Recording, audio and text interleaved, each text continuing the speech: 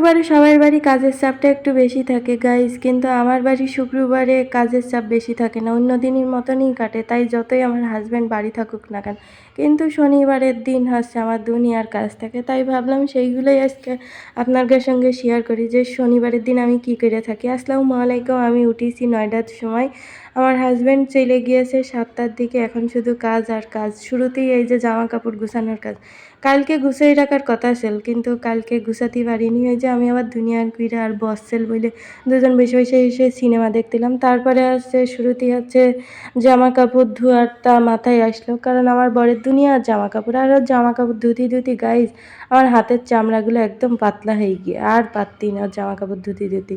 আর রাত্রিবেলা এখানে বাজার করে নিয়ে এলাম, আমি বলিলাম যে ধনিয়া পাতা নিয়ে আসবে না, সেই ধনিয়া পাতা নিয়ে এসেছে।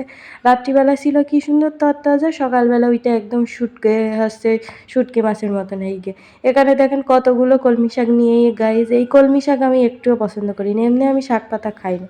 এই শাক নিয়ে আসার কী দরকার, হচ্ছে একটু মাংস নিয়ে আসতো। মাংস আবার আমি খুব পছন্দ করি, কিন্তু মাংস যখন আবার রান্না করে খাই তখন মনে হয় যেন তরকারি ভালো ছিল। আমার হচ্ছে এই অবস্থা। আমার আবার মতের কোনো ঠিক ঠিকানা পাবেন না গাইজ। আমার মতের কোনো ইয়েই নেই, কোনো লাইসেন্সের কোনো বাইসেন্স নেই, সেরকম অবস্থা আমার। তারপরে এখানে পটল নিয়ে এল, বরবটি নিয়ে এল, এইগুলো একসঙ্গে নিয়ে আসার কি দরকার গাইজ বলেন। এই জন্যই আমার রাগ হয় আমার বরের পর। আমরা কি দুইজন মানুষ বাড়ি, তাই একসঙ্গে কি এত তরি তরকারি খাতে পারবো? মোটেও পারবো না। তাহলে এত নিয়ে আসার কি দরকার?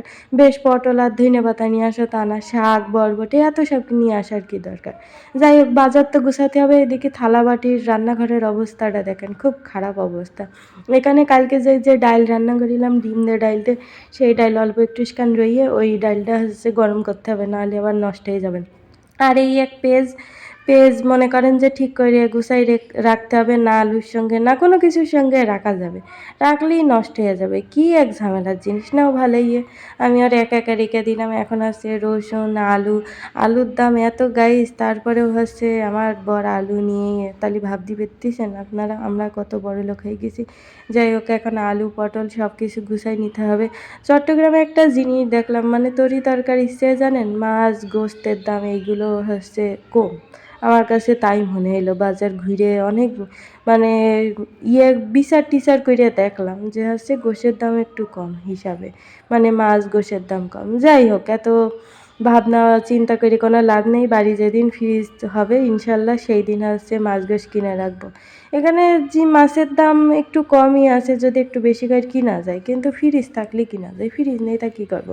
তারপর এখানে শাকগুলো হচ্ছে আমি বেছে নিলাম, এখানে ধনেপাতা বেছে নিয়েছি। ধনেপাতা এই অবস্থা, কি আর বলবো, রাত্রিবেলায় এনে তাই এই অবস্থা। আর যদি সন্ধ্যেবেলা, আমি তো এখন রান্না করবো না, করবো সন্ধ্যেবেলা রান্না করতে করতে আরও শুটকো হয়ে যাবে, মানে কিছু আর বলার নেই। যাই হোক গাইজ, এখন হচ্ছে এই থালাবাটি মাজতে হবে। তো থালাবাটিগুলো আমি মেজে নিছি, তাই কি মজার ব্যাপার তাই না? আপনারা যখন ভিডিও দেখেন মনে হয় যেন এক তুড়ি মেরেই সব ম্যাজিকের মতন থালাবাটি মেজে মানে গুছাই ফেলিছি। আসলে ভুল ধারণা।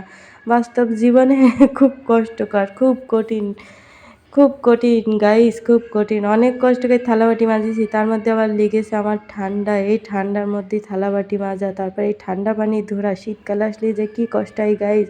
হেসি দিতে মানে মাজা বুক পিঠ সব ব্যথায় ফেটে যায়। যাই হোক, এখানে আমি বেসিনের মধ্যে পানি জমা করে মুখ লাগাইয়ে তাই আরাম করে শাক ধুই। আমার মতন কিটা আরাম করে শাক দেন গাইস, কমেন্ট করে জানাবেন। আর শাকগুলো কিন্তু আমি কেটে ধুচ্ছি না, কেটে ধুলে কিন্তু সব ভিটামিন চলে যাবেন সবাই বলে, তাইতে হচ্ছে কেটে ধুতি নি, এমনি হচ্ছে বেইছে সুন্দর করে ধুয়ে নিচ্ছি, রান্না করার আগে কেটে নেব। এখন হচ্ছে সব কাজ তো শেষ, আমি ডালটা গরম করতে দিয়েছি, নাহলে ডালটা আমার নষ্ট হয়ে যাবে। আর এই দিকে আমি এখন পানি গরম দেব, কারণ জামা কাপড়গুলো ধুতে হবে। হালকা গরম পানিতে ধুলি ময়লাগুলো ভালোভাবে উঠে যায়, ওই জন্য। তারপরে বেসিনের নিচটা পরিষ্কার করে নিলাম, যতই হোক এক ঘরের মধ্যেই তো, এই জন্য আমি। আর এমনিতেই আমি সবসময় রান্নাঘর বাথরুমটা একটু পরিষ্কার রাখার চেষ্টা করি। এখানে এই যে দেখেন আমার বরের জামা কাপড় ধুতে আইছি, শুধুমাত্র ওই আকাশি কালারের যে জামাটা দেখতে পেতেছেন, এই যে এই জামাটা, এটাই হচ্ছে আমার, আর সব ওর জামা কাপড় ধুতি গাইজ আমার হাতের চামড়া নেই, আমার হাতের চামড়া একদম পাতলা হয়ে গিয়ে গাইজ। এই দুঃখের কথা আর কি আর বলবো। তারপরে এত কাজ করিয়া নাম নেই। যাই হোক, তারপরে ঘরটা ঝাড় দিয়ে সুন্দর করে মুছে নিলাম, কারণ শুক্রবারের দিন তো মোছা হয়নি। আর ওই দিন আবার আমার হাজব্যান্ড বাড়ি থাকে, ময়লাটা একটু বেশি হয়, ও থাকলেই বাড়ি ময়লাটা বেশি হয়, নাহলে আমি একদিন পর মুছি।